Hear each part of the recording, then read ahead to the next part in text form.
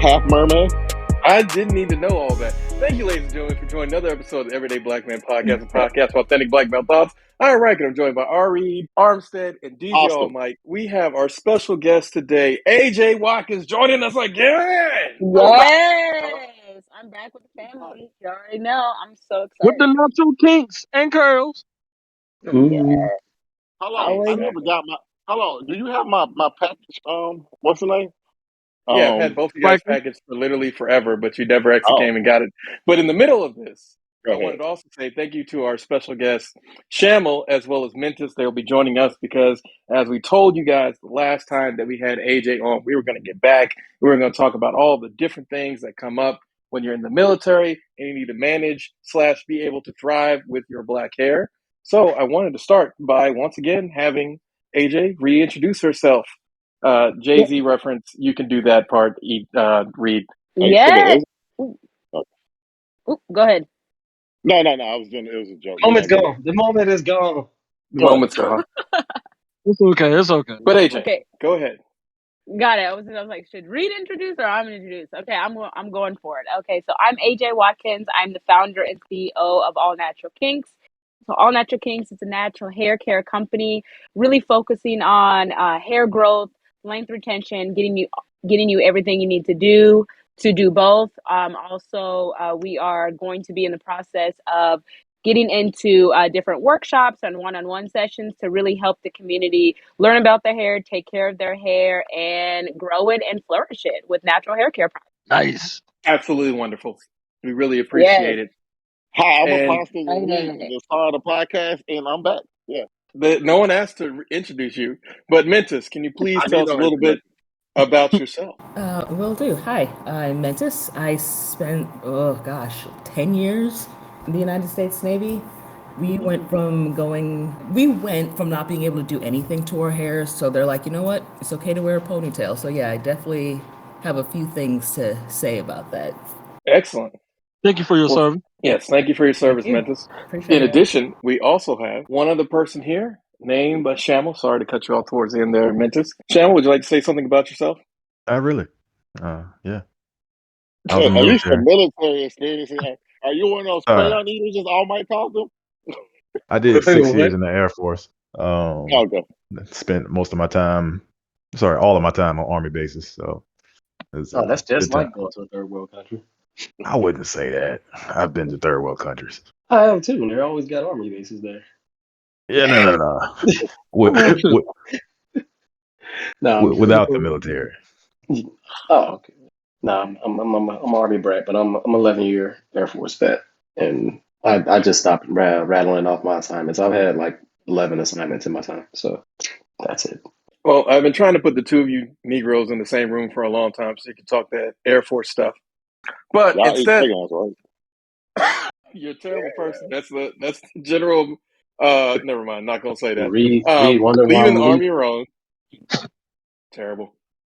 So you guys talked about your service and those kinds of things, but how did your hair care journey in the military start?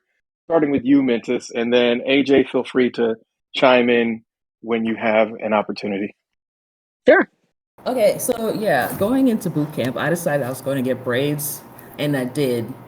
And I was about to leave for boot camp, and my recruiter is like, nah, you can't have that. So I actually went into boot camp with a big chop, because I just cut everything off. And you know what? It was a good thing.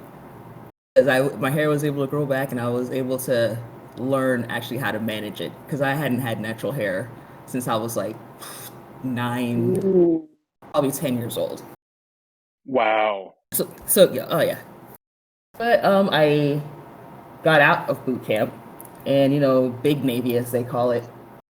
And you get in there, and apparently my hair was out of ranks because they have I think it's a 2-inch bulk that they require. That's as high as your hair can get. It can't measure more than that. So I have my afro.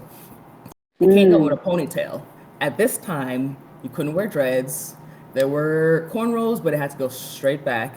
And I don't know if you've ever seen really short cornrows that got that little, I don't even know what you call it at the end. It's not cute. Or Or you get Exactly. Do braids you have a and picture? wigs.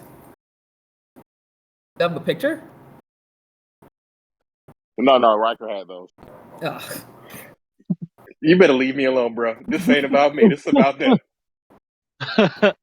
Try Jesus. Don't try Riker. But yeah, so I mean, so Mentis, what? Good. Oh, I was gonna say. So what? So you were saying like that they, so once it got 2 inches, like they, like you have to chop it off. Like, what is their thing? Hey, it's over 2 inches, so you have to do something else to it, or what is their kind of protocol? So yeah, at the time that was their thing. Like it can't be like this. And it's kind of like, okay, well, what can I do? And they just referred me to the instructions, and the instruction had really nothing for black hair at the time. So I actually ended up getting braids because that's what I noticed. Like a lot of the other, black women on Mm. base. So I got braids and wore them for the longest while, actually. Mm. And then So I got a question, Mhm. right quick, right before you go into it, because have you seen the changes they've made recently with hair standards for men and women in all branches? Yes, yeah, I was How do listening. you how do you feel about it after going through what you had to go through? You know what? It's amazing. I loved seeing it. Mm. At that point, honestly, I was doing whatever I wanted with my hair anyway. Because here's the thing: black people, we know that standard very well because we're constantly getting called out on stuff. But not a lot of the other people knew that. So I was wearing Mm. like Yeah. the instruction came out and said something about two-stranded twists were allowed, and I'm like, okay. They were asking like, what's that? They have no idea. They put it in there. They don't know what a two-stranded is. So like, there's a lot of stuff that I was doing in my hair at the time, and then Mm. also at this point it was a little bit longer. So like I would color it and do all sorts of crazy, but also just put on a wig. But yeah, when they changed the rules and said, hey, you could wear dreads now, and you could actually have like cornrow and just gosh, let your hair be out. Like that Yeah. was a huge one Mm. because you have these cover. It's a hat, civilians, but military. You got your cover, and your cover has to be able to fit on your head, but like it's your ponytail has got to be really really low in order for that to happen. And I don't know if Mm-hmm. you've ever seen a low black ponytail, but the front is all frizzy. It's a mess. So I was very happy when that came about. Dropped styling on them. It was wonderful. I had to ask because I ain't gonna lie, I was still working with them as a civilian for a while. Mm-hmm. When they started to roll out women can have ponytails, Yep. and it felt like a slippery slope because it just Mm. as a male supervisor when I was in as an NCO and then even now I wouldn't even get my hands dirty with it because it's like it's too sensitive of a topic. Mm-hmm. Yes, I know what the standard says, but I'm not about to go over there and tell this woman how she to wear her hair because it no matter how many witnesses and whatever words I use, it just still ain't gonna rub the right way. Especially when there's another race. Like Yeah, exactly. I would then send a supervisor. I would send a woman supervisor of the same race, especially when it came to minorities, to say something rather than me because I've watched a male try to correct a woman on her dressing appearance based off of just the standard and nothing else, and it just never went well. So No. I couldn't do it. Yeah, it's like I said. I wanted to avoid it. And then like the guys is they can grow hair to be as long as to have braids now. Yeah, yeah. Wow. Okay. I know they could grow their hair out. I didn't think they're Yeah, allowing like the it. males to have braids as well. But Well, okay. they can't have braids while they're in uniform, Ah, but okay, like got it. when the weekend comes, when holidays come, they just braid Do it what you up want, like facial hair. basically. So that's why I just wanted to ask how you felt because a lot of us, I guess I'm considered a throwback. I ain't gonna say old school because old school is the '90s and before, but us throwback folks Mm. looking at it like y'all wilding right now. Yeah, no, there were a few people that were like, okay, hold on. I had to, walk around with a shaved head in boot camp, and y'all over here with your hair, ponytail or just out. Right. Because that's another thing. You can wear it out as long as it doesn't pass your bra strap. So, Mm. Oh, yeah. that's pretty long. That's actually really long Oh, to Yeah. yeah. be wearing it out. Oh, That's yeah. a lot of hair. Mm-hmm. I But they guess they got allow it into the now. mindset. They got to the mindset of you, if you ain't somebody that we know ain't gonna be out the wire, then we don't care. That's what it sounds like. If you're gonna spend most of your time in the office or in stateside, and you ain't working heavy machinery or in a technical environment, what does it matter? Well, yes and no, because a lot of times when you're on the desk, that's when because people are coming in, right? You get your visitors coming in, but when I got when I was, with the special forces, everybody just did whatever they want, like beards, long hair. But special forces are allowed to do because whatever the hell they want. Exactly, and they spend a lot of money to train those people. I mean, you got it's the fact that you about to send them out there to fucking die. So I guess you give them, hey man, you can just wear your beard or whatever. Yeah, basically. So yeah, that's again at that point when they changed it, I'd already been wearing my hair like I wanted to. Oh, so do you feel like they were, so they weren't really strict on you guys in the military? Like they had the rules, but it wasn't like someone was coming around with a ruler, like, hey, you're more than 2 inches, or like how was it? Oh, they were like that. Okay. No, yeah, they do that. It's just that again, like I said, special forces, they're kind of the spoiled people of the military, like across all branches. They do the hardest job, but they get away with the most BS when they come back. But it's kind of like I don't want to be special forces, so I ain't even gonna hate. I mean, I enjoyed all the benefits of it. Oh no, yeah, when you support them, you definitely get the reap of some of that. And then for even with that question you asked before, that depends on the personality of who was around, because you got folks that are they got to stick up their ass all the time. And you could have a thread off and they're going to call you out on it. And it's like, get a fucking life, bro. And morning inspections at muster, you always have uniform inspections. And yeah, they do walk around with the ruler. Yeah. Yeah. They when it comes to those open ranks, they will go to that detail. But it depends on the environment you in and whatnot. Like the best way that we had it was before they switched to like the uniforms they got now, and the other ones like the ACUs is what they have now, and the things they had before, which was wash and wear.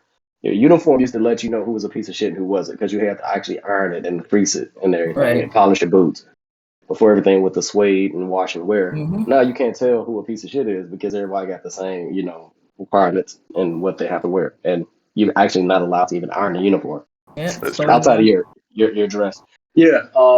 Like the old uniform, like I came in when we had a desert uniforms for like, when Desert Storm-ish time period. And it was technically peace times, but we were going to like Qatar and stuff still. So we wore like a tan camouflage. And then the BDUs are the green and black and brown ones that you all are used to seeing on TV from like the early, 2000s. Those you had to actually crease. You have to iron them and have a crease in it. Like everybody's had a different degree of ironing skill, obviously. But and then the desert uniform, you had tan boots and you had to worry about polishing them. But the black leather boots, you had to polish them. And people that didn't have their boots that were polished, outside of folks that had to work on like like maintenance people and folks that actually were like out there scraping their shit up every day. Like if you're in the office and your boots are dirty, you have no fucking excuse at all. So that's how you got to like literally eyeball a piece of shit versus somebody that might be on their game off their uniform. Now the new uniforms are a wash and wear thing. The material and again the convenience of it when you're out in deployed areas, because it's easier to just wash your shit and throw it on versus trying to find an iron while you're in a tent with like 30 people. I mean, you could kind of tell sometimes, especially like you guys had blousing straps in the Air Force? They did up until the last two versions of the uniform. Now it does it. They don't even have the blouse anymore. Fuck. Yeah, see, it's nasty. Wait, the last two was changed again? The ACUs they don't have the blouse. The ABUs, do they at least have the tie? You have the blouse. Do you at least have the tie at the ankle? Yeah. They can pull them tight. They got those on the ACUs. Okay. The tiger stripe ABUs, the ones that was like blue, you still had the blouse those, but this new uniform, like I don't know when it changed, like a year or so ago, but I saw somebody walking around. I was like, "You ain't got to blouse your shit," and it was like, "No, we ain't required to no more." It's like, all right, now y'all just kind of wilding out, like there's. So they just letting anything go, like it's just like they're just like making it less stress or less strict with just everything. Right. You know what I mean? I'm looking at them like I'm a civilian now. I've been out for several years. And I'm looking at y'all like, God damn, y'all look like pieces of shit right now.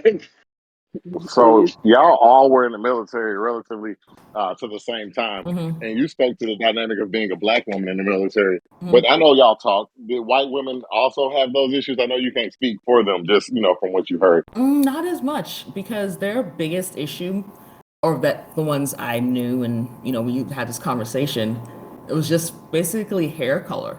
Because the thing Yeah. is, you can have your hair. I mean, I know people have had hair all the way down to like their knees, and they just go ahead and put that in a bun and just keep on wrapping, and they're good to go. Because that before the bun, your hair is like flat to your scalp, so that's that bulk that they're measuring there. So, my next question. So, there are the black men who are in the military. One thing I've noticed about everyone who gets out the military that I've known, Grow a they either beard. go braids or locks and grow a beard when they got in the military. Yep. So, so like when you were in there, what kind of hair issues did you run into as a man?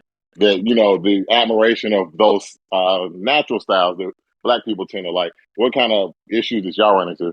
I'm gonna let you go first. Oh, for me, it was typically just honestly finding a decent barber to begin with, depending on where you're stationed. Oh God, yes.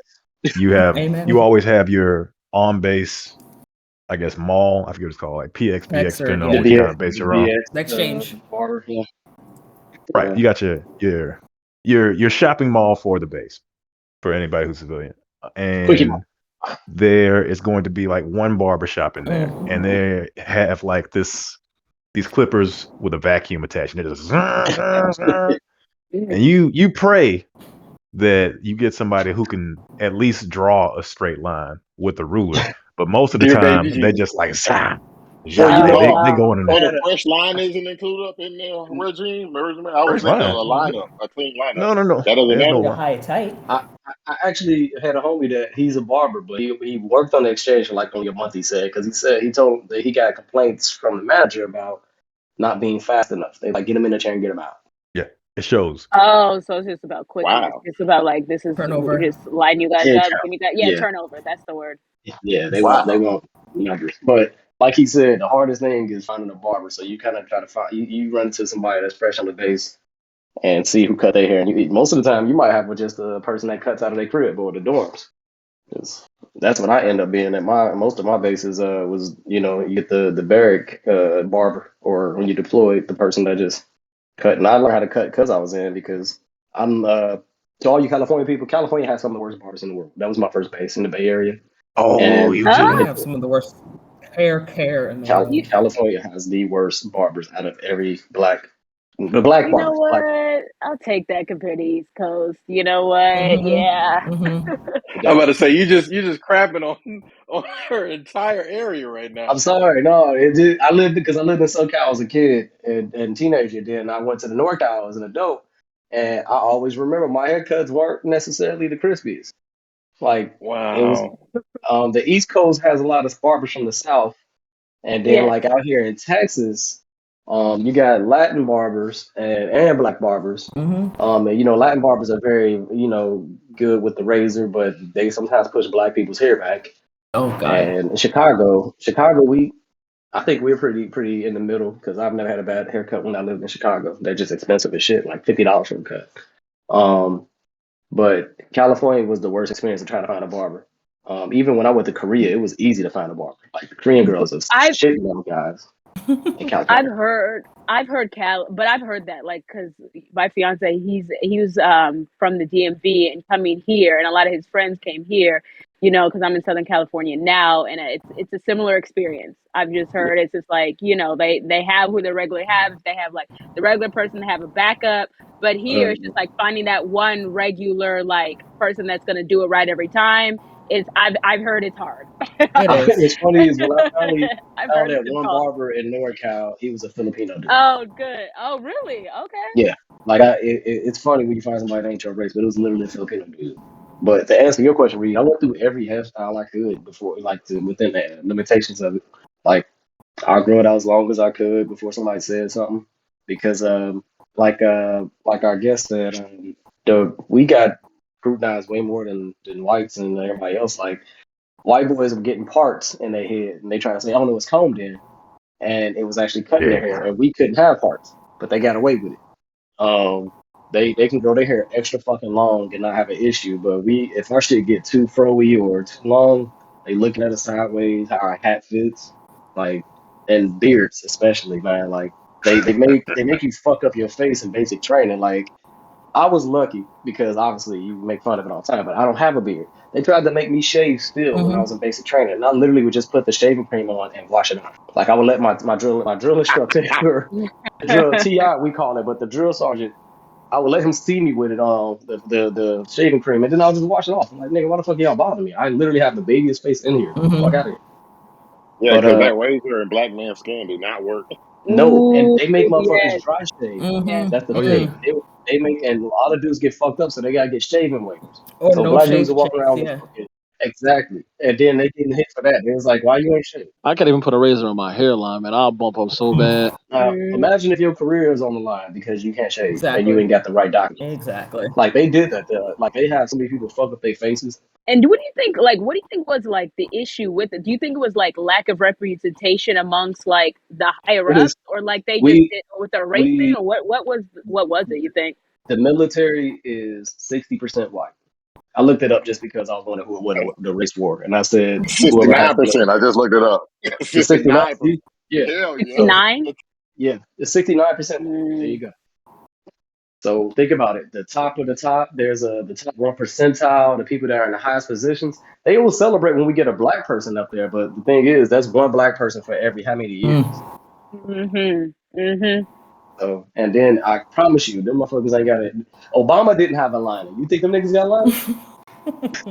Just saying, like the folks that black, even if they are somebody that you actually respect and represent you, they can't go balls to the wall for the culture or us because they won't be in a position that they're in if they did. Yeah. Get shit on What do real you think? fast. What do you think made the change now? Oh, Because I know now it's just exactly like, what this okay, they're is. like locks, I braids, got you. whatever. Like what? Carnival Okay, race. I'm curious. Okay, go ahead, No, Vincent. because the Go same thing ahead. with I'm tattoos. curious. So 9/11 happened and everybody jumped in the Mm-hmm. military. And then it just kind of went on and on and on. And their numbers were dropping. Because here's the thing, there's a lot of people who joined, but then a lot of people who were stagnant, so they actually had to get them out, right? So you were either, they already changed, Navy again, you either changed your rate to a different job, or if you've been in a certain rank for so long, then they kick you out. So they were low on numbers. They had more jobs than they had Higher people. tenure, yeah. So they're like, you know what? You can, if yes, Army folks, we're allowed to make it. If you, They the worst. They the worst. yeah, Marines was known as the most savage, but the Army had that was Army, you just have to know how to spell you your got the name. backwoods, yeah. Especially if you infantry, and you ain't got no spell your name if you infantry. Just put a gun in your hand and be Security like, forces wasn't too much better than got the Air this. Force. But security forces was the Army of the Air Force. Say what? They the Army of the Air Force. Security forces. Like they literally their mindset. They were literally they were the infantry Air for Force. us. Yeah, Yeah, basically. because everybody thinks like, oh man, you was in the Air Force. You must have been smart. Like you ain't met nobody in the Air Force before, huh? So Like y'all I saying would. the changes for the military were out of desperation, not not representation? The I first know. one, Like, Have you been to this country before? Right? You, No, it is when my has first that time. been the case? You must be new Reed to is an this country. immigrant. Even the changes now are happening because of all the fucking the social movements that's happening. Like to be real, social media can change the fucking whole atmosphere of everything, and that's Y'all were what. all in there around the same time, like Yeah, around in the last 10, 15 years, I'm right? like For the this. most You know part. Read, what? I've had If they approve. I've had experiences where like Go ahead. we'd have people coming to our command, and there's like a a Facebook group with all like the Master Chiefs and so forth. So that's like the E7 above, The like top of the top. oh yeah, been listed, yeah. And I mean they before The this top guy 5%. got to the command, like they already knew everything about him, like everything that he did. So the way how everyone's communicating now and how information is like just zooming across base to base, country to country, ship to ship, whatever. They kind of had to take a step back and be more. They call it the kinder, gentler Navy. That's what they call it now. Oh my God, yeah. They say that's across the board because I heard they call it the kinder, gentler, See, fucking there Air you Force. go. It's Really? like, Yeah, they bitch, you can go to war. You know exactly. that, You know right? they have timeout cards in boot camp now. Yes, they have them Yep. there. All What? right. So Yeah. hold on. I got personal stuff with the boot camp stuff because when I was going through basic You training had the in the Air timeout card. Force. No, I was the generation before that. I saw where they're being trained. We called it Disneyland. It was this huge like enclosure because all the old barracks. Yeah. Yes. So Disneyland was up. We saw it. And I was like, man, what's going on there? It And look then I real found good. It out look like CGI. it did. And sorry, getting a little off subject. So damn, what did you say that triggered that? Because the what was the last thing you said, Minty? I'm thinking. Huh? My dog just ran in here, so I was paying The attention. I'm kinder, sorry. gentler Kinder, Navy. gentler Navy. Like they changed. Oh, yeah. timeout cards. Like, oh right. my God, you're yelling at me too much. I need a timeout, and that's allowed now. You have to stop. I got stuck in basic training when that was implemented, and by that I mean I had finished basic training, but they were starting to start that new stuff.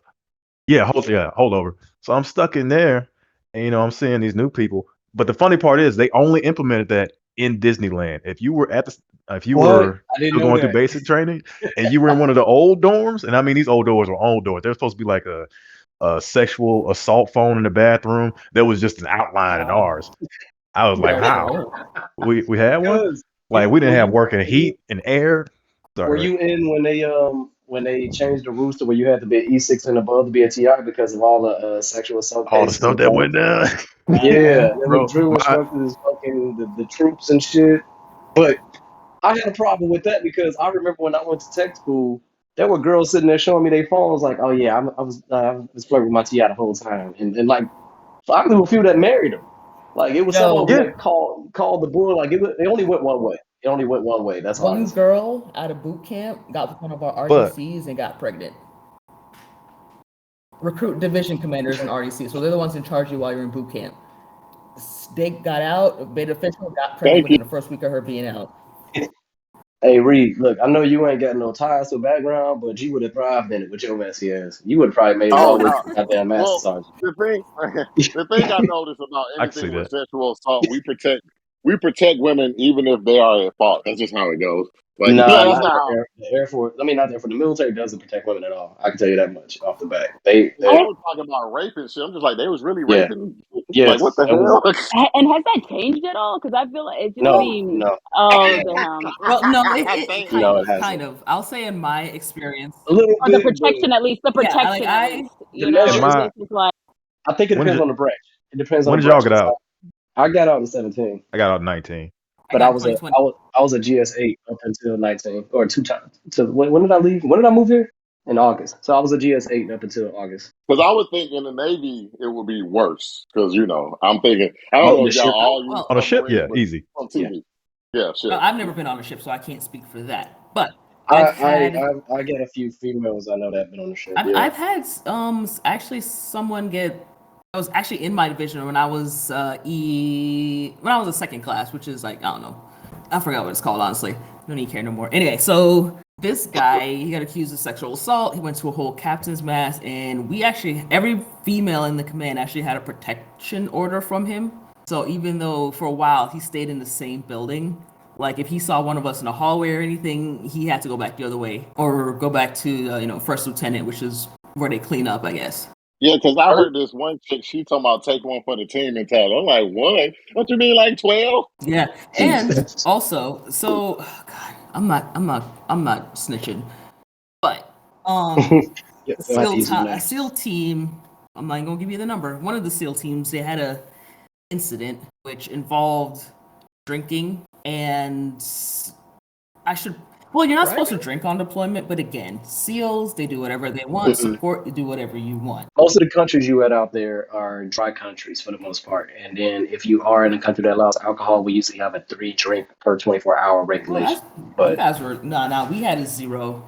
Like when we were in Iraq, no drinking at all. No, I'm only talking about, no, not Iraq. I'm talking like the vacation deployments, like Qatar, Oman, and Jordan. Those are the 3 countries where I know we were allowed to drink, but I didn't get to experience those until like my last deployment because I always got sent to fucking Iraq. So they got one complaint of sexual assault she was actually Air Force, believe it or not, but she was working with us Air Force, and that was the biggest deal. As I said, I don't think it's completely they ignore it. Like they were out there breaking rules, getting drunk, drinking, all sorts of other crazy stuff, and they let all that go.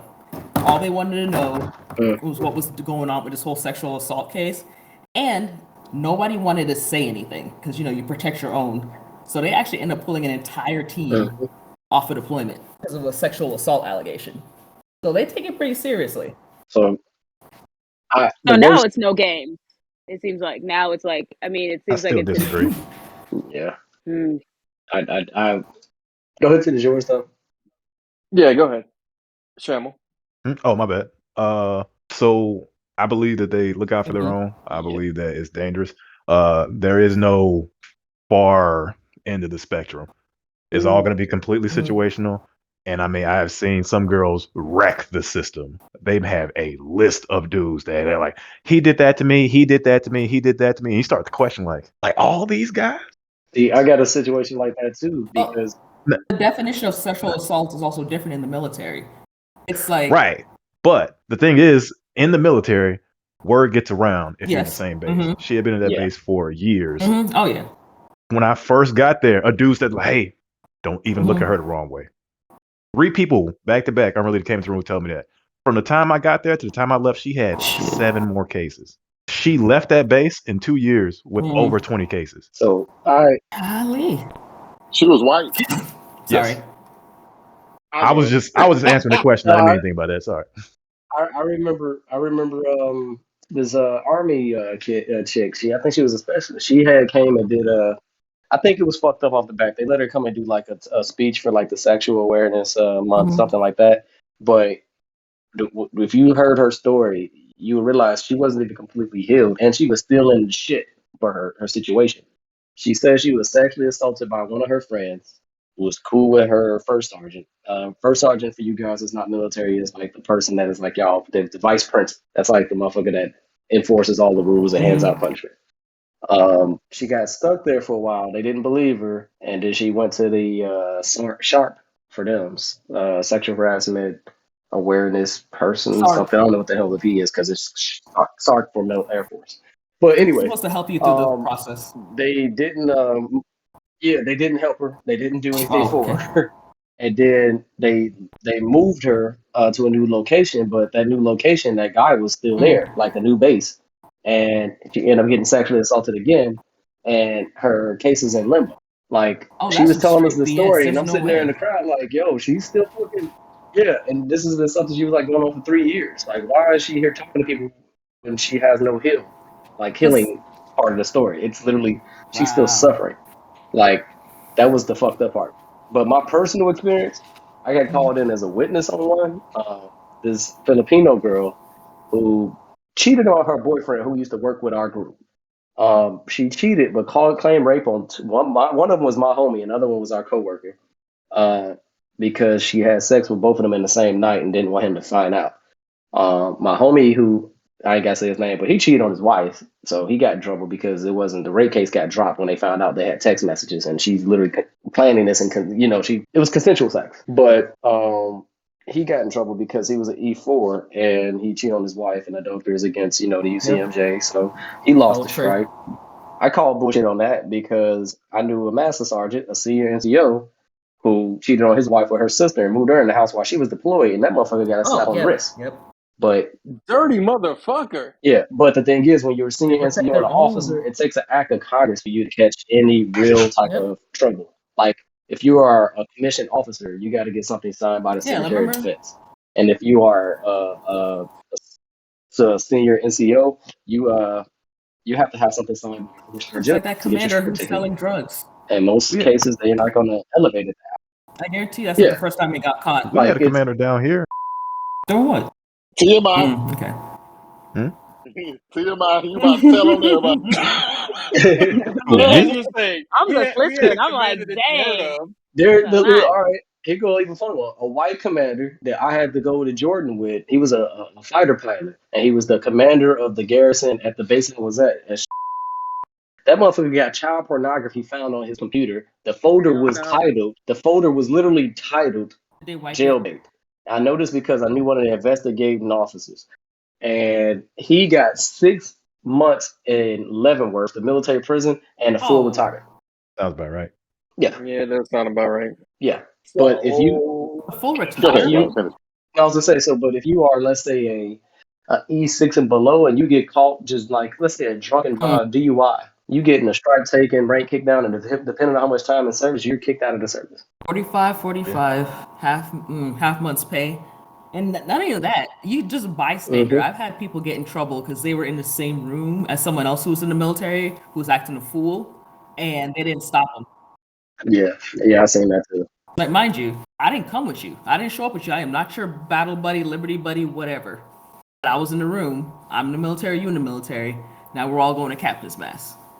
So yeah, they definitely protect their own. Every group, like the officers, they have their wardroom, and chiefs, they have their chief's mess. And within those walls, man, I know somebody who sexually assaulted somebody else, and all they did was move him, not the person who molested him or abused him. They moved him to another command. And then this same guy, oh God, he sexually abused a guy. He got moved to another command. His wife was still back there, and they wanted to move him out to well. But the wife and the abuser ended up getting together, and the military knew about it. They just didn't say anything to him. They just kind of swept it under the rug, and he was able to retire. His full 20-year benefits. And he sexually assaulted this dude and stole his wife. Like, what the hell? That is all kinds of fucked up. Oh, last statement. Let's move from the rape and sexual allegations. When y'all all got out of the military, to close this out, what did you guys do as far as was there a freedom? Because I mentioned that earlier with the people I know, and they changed their hair to represent, I don't know what it was, be it facial hair or actual hair. What did you guys do individually? Say that again? When you got out of the military, did you fuck with your hair or not? Oh, I grew locks, and that's all I could do. I grew locks, braids, all that. I did every hairstyle I wanted to do that I already had before, and didn't cut it off because in this professional world, I can't look like too much of a nigga. I know my brother did the same thing. You think so? So that conservatism stayed with you? That's what I'm asking. To a limit. Directly. I wanted to be presentable for at least my LinkedIn photo, and when I do the interview, I'll grow my hair out now that I have the position I'm in. But while I'm looking for it, I'm not gonna do it because, I'm not gonna lie. As much as they say we are allowing Black people to have their hair in a natural fashion, it's against the law, this and that. How can we sorry, when they said it's against the law for them to discriminate against our hair? Okay, it's against the law, but it's a lot of shit is against the law that they still discriminate against. When I don't know how you are, you're actually in your mind saying, "Nah, he's a qualified applicant," but those dreads gotta go. Like, so I keep myself clean cut when I'm actively looking and seeking. But when I'm in there, I'll grow my hair out. So yeah, and you just never know who your interviewer is. To be real, if we're being honest, like you never know who's gonna be on that other side judging or whatever, and they may not even say it out loud. They just may say no. We don't like. He didn't seem the right type, or they didn't seem like they had the right look. You know what I mean? So sometimes it's like when you're actively looking, you just got to be on the safe side. And unfortunately, it comes to hair as well, right? Like appearance, and people make judgments. That's what it is. You know what I mean? And so if you're trying to get something, I feel it, unfortunately. But I mean, once you in there, it is what it is. But I feel you on that. Yeah. I am the complete opposite. What's up? What's up, Sham? What's your opposite? I'm the complete opposite. No, I'm not of the opposite view. I'm just saying actions took, once you got out. I didn't change anything. My hair kind of grows in like shit. So yeah. I wasn't shaving or cutting my hair before I got out the military. I had enough dirt on everybody above me where they couldn't really say shit, and it was just like peace. We had our issues and got out. I never got to enjoy the beard thing. Like that's one thing I'm jealous of y'all because I can't. So I was like, yeah. Sir, I'm in a much shallower boat than you are as far as that's concerned. Nah, y'all niggas in the same boat for what I'm saying. Knowing both of you niggas, having spent time with both of you niggas, just hanging out, being cool. Y'all niggas is in the same damn shallow ass diggy. It's y'all in Larry League, same boat. Like I luckily have a healthy hairline and a healthy head of hair, so I had hair before I joined anyway. I didn't start cutting until I got in the military. Then I sponged it while I was in, and I can go further now that I'm out, but they can go further now in. So I didn't really change how I did my hair. I just couldn't grow a fucking beard, as RV would like everybody to know. Yeah, I didn't have to really change anything. You know, one, I kind of got out in the middle of lockdown. Like, I got out June 2020. So at that point, I hadn't actually been at work since like December, really. You still institutionalized. Yeah, that is one thing that happens. I'm still learning how to be free. You know what I mean? Yeah. No, like I was understand. leaving the state, and I'm like, oh wait, takes a while. There's a part of me that's like, wait, I got to fill out a chit. No, you don't. Just go. No, you don't. You can just leave. You can just leave. So what did you guys say? Fill out a permission slip. No, you're going exactly where I was thinking of going, AJ. Oh, okay. Checklist. Yeah, that's Navy and Marine talk. Gotcha. Speaking of which, I still remember when I was in tech school training, I didn't shave and stuff like I was supposed to, cause fuck them. This random Marine walked up to me, couldn't have been more than like 150 soaking wet. I mean, I sit comfortably around 200, but he's just strolling up like we're in line at the fucking like chow hall or whatever. He's like, oh yeah, you got a chip for that? Now, I didn't know that many Navy people back then, so I was like, this motherfucker's speaking a different language, and I ignored him. And then he got closer and louder. I'm like, man, his breath stinks. What's he talking about? And then he's like, I'm talking to you. I'm like, oh, what's up? Yeah, I said, do you have a chit for that? And he just pointed at me. I'm like, I don't know what a chit is. A chit for your face. And at this point, he's like knife handing me towards my face. And I'm like, you're not in the right branch to try and tell me what to do. And you can't beat my ass. So I was like, you have a good day, man. And I turned the fuck back around. And he's like, who's your commanding officer? I'm like, fuck who? How would you know? You're not. I'm not the only dude on this base with this name tag. Good fucking luck. You have a good day. Fuck you. Have a good old Navy day. Have a fine Navy day. So, you use the character. Me and my family, we call it. You can't whoop me, so leave me the fuck alone. Like, bye. Facts.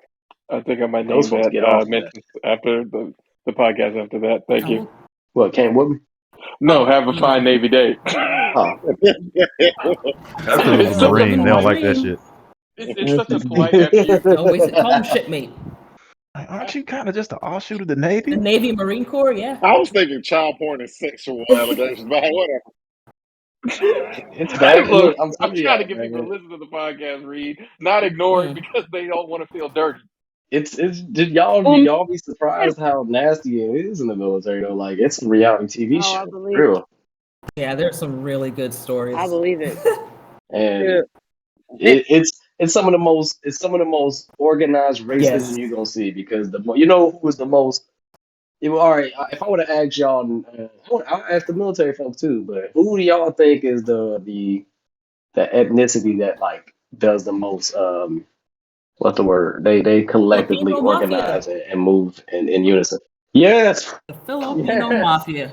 Filipinos run the military, bro. Oh, the Filipinos run. Yeah. Filipinos run the military, bro. Especially the ones that's close to. If they're close to the Pacific, it's over. The Black Asians, as I call them. These motherfuckers had their own sports leagues. I didn't even know how that was possible. They had the Filipino basketball league when I was in Korea. You had to be Filipino to play. Like, can you imagine saying niggas an all black basketball league? Technically, I mean, but yeah, it was. But no, that shit was literally called the Filipino basketball league, and it was sponsored by the base. I believe that. The PBA, or it's basically. But yeah, the Filipinos, if y'all never knew it, and all of y'all that are listening, the motherfuckers like, and I had hella Pacific Island friends and everything. I ain't had no beef with them, but them niggas had the most privilege out of it. Ran supply, and if you're out there, if you want anything, uniform changes, anything, you gotta be good with supply. They was in everywhere. They was at the hospital. They was in college. They were fucking in the goddamn the security forces, the services. Like, if you knew the Filipino there, you knew everybody. You good. They the plug. I think the thing that kind of makes it. And you said there's a Pacific. Well, I was just saying, like, because I know there's a heavy Filipino population in Northern California, just in general. Yeah, so but they're in the military period, because think about it. The West, the wars that were in Asia, but like the Philippines specifically are a safe haven for people that want to be fuck niggas and go and just get free pussy or cheap pussy and not pay rent. Like, if you were somebody that I knew and they were like, yo, I'm going to the Philippines, I looked at you sideways because I thought you was a lame.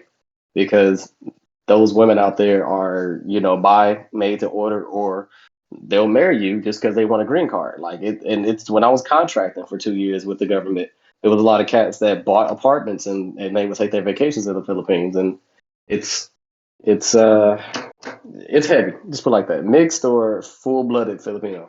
They are heavy in the military. California, obviously, because California has a high Asian population and Pacific Islander, but they are every country that I've been in, the 3 countries in Europe, everywhere I've been in the States, and obviously in Asia, they are there, and they have large numbers, and especially in the Navy. Quite a few Filipino Navy people or seamen, whatever they call it. You know what I mean? What base were you at? Seaman. Reed, that was so lame. Back to the question about bases. Yeah, what base were y'all at? Because I think I got the longest time in, I guess. Oh, well, for me, it was, and I'll just leave it there. Oh, that's terrible. Good times. Ain't that the boonies of Georgia? I mean, if you want to call one of the 2 other cities in Georgia that's not Atlanta, the boonies, then yes, you would be correct. Literally everything that's not Atlanta is the boonies. One of my favorite. Wonder how she's doing now. Her, she has a child. Anyway. Nigga, ain't you? Are you reminiscing on whether or not you have an illegitimate child? You know how that nigga is about babies, bro. Don't even start with him. Nah, you sniff that out. What about you? Wow. Thanks for the editing homework, DJ. I really appreciate it. No, yeah. On to you, Mentis. Okay, wow. So my last base was in California. What all of them? That was only one? Before that, I was at their Naval Air Station. That's Whidbey Island, Washington. Yeah, actually, those are really my 2 commands. I've been in, like Illinois and back to Florida, Mississippi, and so, but as far as like stationed, it was Washington. Okay, so you talking about those are your permanent duty stations, and then the other ones like DUIs? Okay. I was in I started in Northern California, went to Kunsan, Korea, Aviano, Italy, field, you stay overseas. Ramstein, Germany. Yeah, I never wanted to come back. I swear. Ramstein was the worst fucking Nazi ass place I've ever been in my life. Fuck everything German and fuck y'all. And then I was deployed in Iraq twice, Camp Buka, to Lille. I closed down Iraq in 2012 when Obama got out. Obviously, it ain't closed no more. And then Jordan, Oman, and Kuwait, Camp Barron in Kuwait. And I don't know what TDY locations. So they were all ass because they were army bases. So you were just touring the world. Well, dang. Yeah, man, you were all over the place. I will. But yeah. I feel like we've learned quite a bit about hair. I did have one question. Who's talking about hair? He started, and I did have a follow up from Mentis because I was curious because she was talking about. I think Reed had brought up the idea of just like freedom and getting out, and I think Mentis, you were saying like you just kind of stuck with what you normally kind of did, and I know you were talking about a little bit like with the braids, like was there, and you were you did a big chop and you cut it, like what were you kind of into with your hair? Like were you just like with braids just because it was like a style that you liked, or was it more just because like it was like more convenient, or I'm just kind of more curious of your braid transformation. Okay, so the story or transition is, remember, I did not know how to do natural hair, which is completely different from relaxed. Completely. Yeah. Different products, different wash. Totally. Everything's different. So starting out with my hair really low, and then having it grow out, braids was more out of just necessity. Because you get to that awkward in between, and again at the time the rules that they had prevented me from I couldn't even do a 2-strand at that point, so I just had to get braids. And then then I spent my first Illinois winter, and that's when I started learning about protective styling. Oh, those hit different. Because that is a level of cold and dry air that I don't know why people live there. It's Stockholm syndrome or something. I don't know. It's God, winter sucked there. Yes. and it's brutal on the hair. I'm glad you Brutal. said that out loud because I be telling people don't stay Like in you don't have Maryland. to. It's not the place to be. But Nah, yeah. I'm from Chicago, by the way. No, yeah. So you know That's that. that's why I know you don't. Yeah, Yeah, I it's a just don't do it. very. It's Stockholm syndrome. It's way too It's cold definitely to Stockholm just syndrome. be a state. Like I feel like we should keep Florida and get rid of Illinois. The cold is as violent as the news that you hear about Chicago. Let's see. Oh, after that. Well, that's not very friendly. It is. It is. Reed. Like I swear to God, the winter out there gang bangs just as hard as the gangster disciples. Yeah. Back to Mentis. Hair, braids, out of necessity, and then So protective styling. Now at this point, I didn't know how to. I knew how to just do regular plaits, right? Didn't know how to do anything else to my hair. And around that time, wigs started getting real popular. So I was like, all right, that's my next go-to. And that is exactly what I did for the longest while. Like a good, 2-3 years. And then I got to San Diego, which lends right back to them not having anybody out there that could do our hair. I had to actually learn how to do my hair. So while I was in San Diego, I learned how to braid, cornrow, extensions, like everything, faux locks. Like I had to learn. Love it. And it's shit out. Oh God. What you have to learn out of necessity is better. I feel like it's that. Yeah, and I feel like it's ever changing because I feel like the styles change up. You know what I mean, and like what you want, and kind of like styles that may want to, as you get older, you may want to walk a different style. At least that was like just my transition. So, but it's good to have so much, be able to do so many now. Out of like at first it was just like, well, you know what, I didn't have anyone to do my hair, so I had to learn myself. You know what I mean? So it's like now, like you can kind of do whatever you think and want. Yeah, really. I remember, and another thing is when you do your hair, you definitely care about it more. I remember I went to go get braids. Oh, and I don't know, it was African lady, not sure exactly where she was from, and I got up out of the chair because she was trying to detangle my hair dry with a fine tooth comb. Ooh, stop it. That's breakage heaven. Like if you want and no hair by the end of that, yes. That was the last time I think I had someone else's hands in my hair actually. So you learn, you begin to learn how to take care of it because again, I was in during that whole natural phase where everybody had a YouTube channel and there's a tutorial, for everything. Yep. So I was able to learn a lot through that. Thank God for YouTube. But I mean, being out. That's really how I got my start. Yeah, because I'm working from home, so no one sees me unless they live here. Well, most of the time, and I mean, it's protective styling. I try to touch my hair as little as possible. Yeah, and it's so versatile in itself, really. Like you said, braids, like faux locks. Nowadays you could do so much with that it's just kind of like, the protective style. I don't know, it's the best of both worlds. Like you can, if you have a time when you want to go out, cool, you can do that. If you want to have a time when you want to stay in and do some dookie braids, I mean, you can do that too. So I love it. I think that's awesome. My go-to style right now is this 2-strand. I just keep the whole thing in braids because one thing with hair is they're stronger together. So if you can have them wrapped up in each other, great.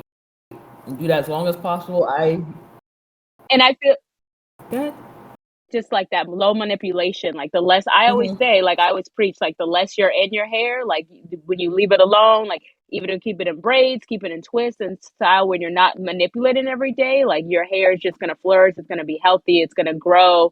And like I said, you can do nice styles within a protective style, so yeah, I love it. One question, Mentis. I know off pod we had discussed that you wrote an article kind of detailing this kind of stuff. I want to know if you could touch on that even briefly. I went to Iraq, and you pack what you need. And if you're over there for a certain amount of time, you're going to start to run out of stuff, and anything you order on Amazon takes about 3 months to get there. So I basically had to learn, and I looked to like the Ethiopians who are on base, and we're like, hey, what do you put in your hair? Like, how are you out here in 120 something degrees, and your hair doesn't completely dry out? So they actually pointed me to some different oils, and I started using a lot heavier butters because in the States you don't even think about it. It just doesn't get that hot, and if it does, it's not for that long. So you might you'll put a moisturizer in your hair, but you don't really want to put a heavy butter because you'll have residue. But over there, that's like the key. And I mean, I've seen videos of people, I forgot the name of the tribe, but they kind of put like this powder in their hair to kind of keep it together. Yeah, that. Jebe? And that's basically what when I came back, I was like, all right, I know there's people out there who's going to need to know this because I needed to know this.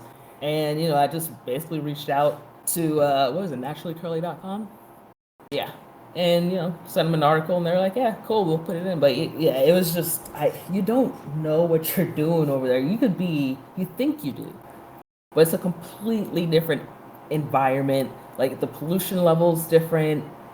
How long the sun stays out, like it's learning from the people that work there. That's something I definitely want other people to know because you'll bring your oils and what too, but coconuts are from the Caribbean. Like that's a completely different climate. It's not going to do the same thing in your hair. So yeah, that's what that was about.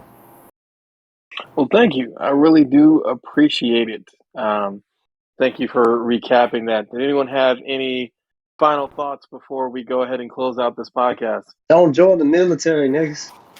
I knew you were going to say that. Always loud. I say join the military, but not. Cat and dog are playing with each other. Yeah, join the military, but know what you're doing it for, because you could quickly get caught up in there's people in the military. You talk about Stockholm syndrome that want to leave, but they're afraid to. So know what you're going in there for. Make sure you serve all your time, honorable discharge, because you will get a lot of benefits, especially if you want to, buy a home. There's so many veteran benefits out there. Especially in America, the defense budget is huge. So if you go and join, know what you're joining for. And that's all I gotta say. Thank you, Mentis. Sham, I'll let you close out. Oh damn, you put me on the spot. What was the question? Yeah. Any final thing?